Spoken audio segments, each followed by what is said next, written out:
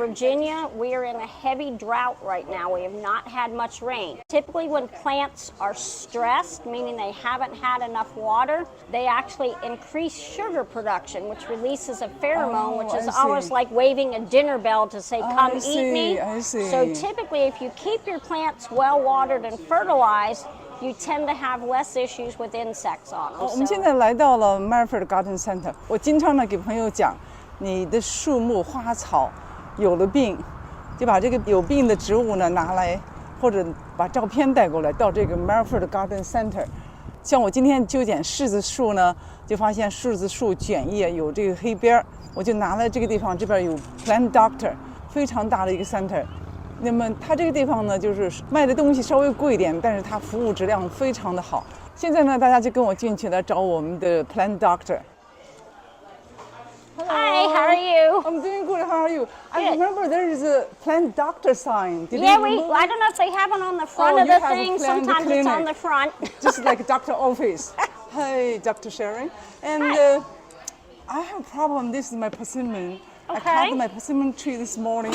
I found some leaves, the block, and curved. Yeah, so they're curling. Generally, this is a sign of an insect of some kind on here. And if you look inside, you can see the stickiness that's in there.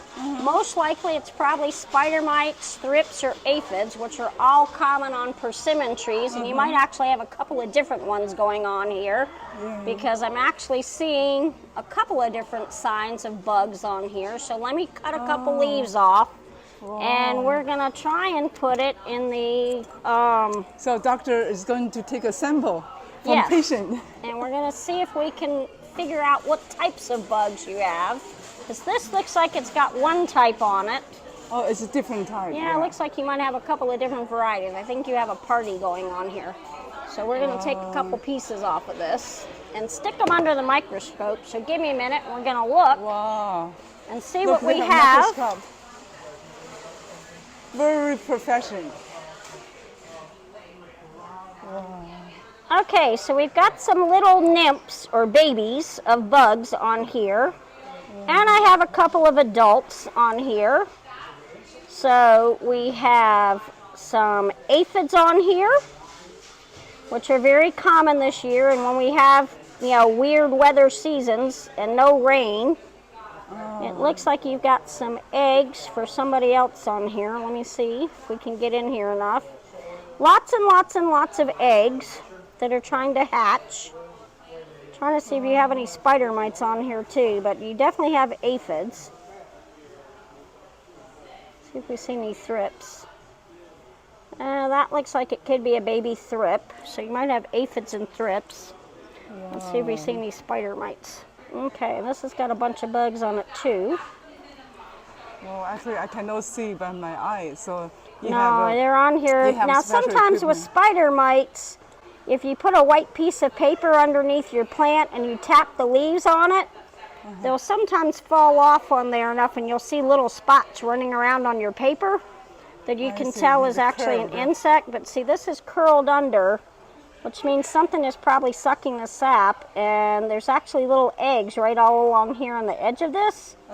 And once you get inside, there's a bunch more eggs, so you got a lot of little critters on here.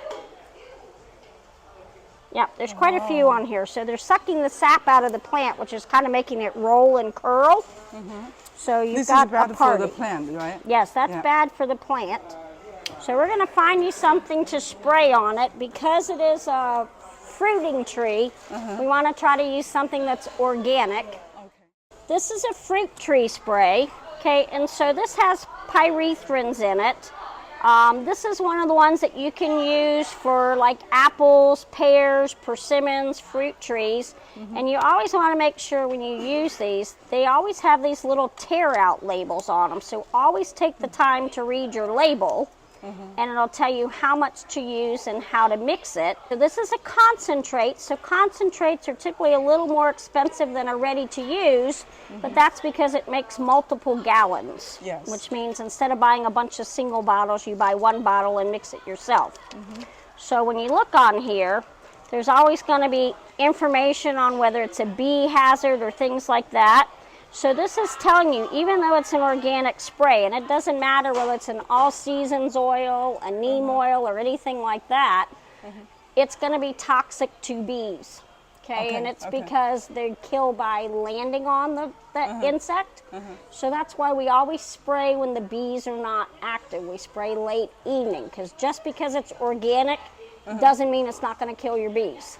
Okay, so or beneficial. So you typically try to spray when those guys have gone back to their hive. I see. Because if it's an insect killer, whether it's an organic or whether it's synthetic, they kill the bugs just as dead. Yeah, so this is telling you right here that they actually are, it's toxic if they're exposed to direct treatment. So we always apply when they're not, when they're not flying, and if you have hives or anything, if you're a beekeeper, don't spray when there's any wind drift that's going to happen. So I wait till they go home. I spray in the evening, then it's dry before they get back on there the next morning. Good.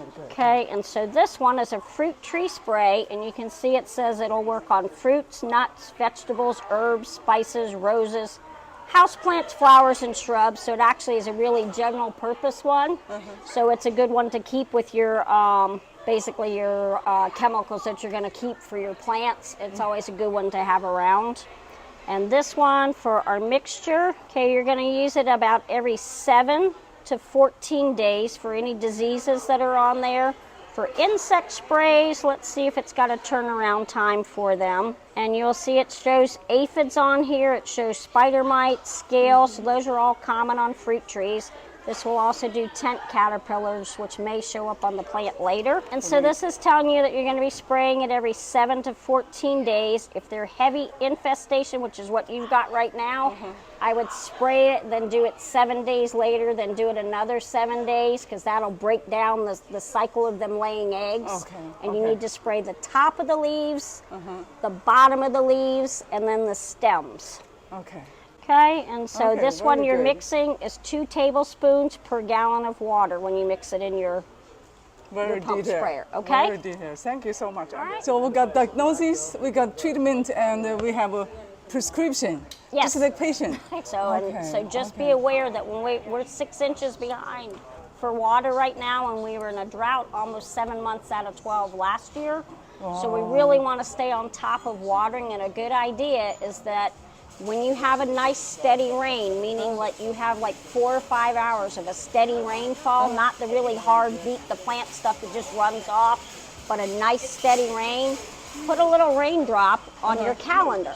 And then if you start seeing weeks between those raindrops, it means you're not getting a lot of rain, but that way you can then keep track of how much rain you're getting, and then pay attention to watering then, because everything is really desperately in need of water right now, because we've had only 3 days of rain this whole year. They're really behind. Thank you so much. Thank you. You're welcome. Thank you so much for your help. All right.